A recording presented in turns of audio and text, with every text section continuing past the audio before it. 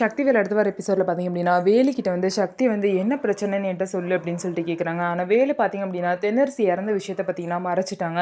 யாருக்கும் இந்த விஷயம் பற்றிக்கு தெரிய வேணாம் அப்படின்னு சொல்லிட்டு மறைச்சிடுறாங்க. அதே மாதிரி சங்கர்கிட்ட இருந்து இந்த பிரச்சனையை வந்து மறைச்சிட்டாங்க.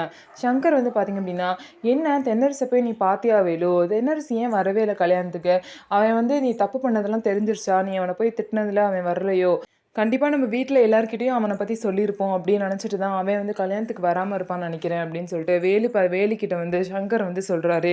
இன்னொரு சைடு வந்து வேலு பார்த்திங்க அப்படின்னா செல்வியை கூப்பிட்டு இந்த மாதிரி வந்து இந்த விஷயத்த நீ யாருக்கிட்டையும் சொல்கிறாத, தென்னரசு உங்ககிட்ட தப்பாக நடக்க முயற்சி பண்ணான், தப்பான வீடியோலாம் வச்சுருந்தான், அதனால தான் உன்னோட சேஃப்டிக்காக தான் நீ வந்து அவனை கொலை பண்ண, இது வந்து ஒன்றும் தப்பு இல்லை, இருந்தாலும் இந்த விஷயத்த நீ வெளியே சொன்னீங்கன்னா உன் வாழ்க்கை பாதிக்கப்படும், அதனால இந்த விஷயத்த நீ வெளியே சொல்லாத, இதை வந்து மறைச்சிடலாம், இதுக்கப்புறம் என்ன பண்ணுறதுன்னு சொல்லிட்டு நான் முடிவு பண்ணிக்கிறேன் அப்படின்னு சொல்லிட்டு வேலு வந்து செல்வி கிட்ட சொல்கிறாங்க. செல்வியும் அதை கேட்டு சரி அப்படின்னு சொல்லிட்டு சொல்கிறாங்க. இருந்தாலும் செல்வி முகத்தில் தென்னரசை கொலை பண்ணிட்டோமே அப்படிங்கிற அந்த பயம் பார்த்திங்க அப்படின்னா அந்த முகத்தில் அப்படியே இருக்குது. அதனால வந்து செல்வி மாட்டிக்கவும் வாய்ப்பு இருக்குது. ஸோ என்ன நடக்க போகுது அப்படின்னு சொல்லிட்டு நம்ம பொறுத்திருந்து பார்க்கலாம். நம்ம வீடியோ உங்களுக்கு பிடிச்சிருந்தா நம்ம வீடியோவை லைக் பண்ணிக்கோங்க, மறக்காமல் நம்மளோட சேனலை சப்ஸ்கிரைப் பண்ணிவிட்டு பாருங்கள்.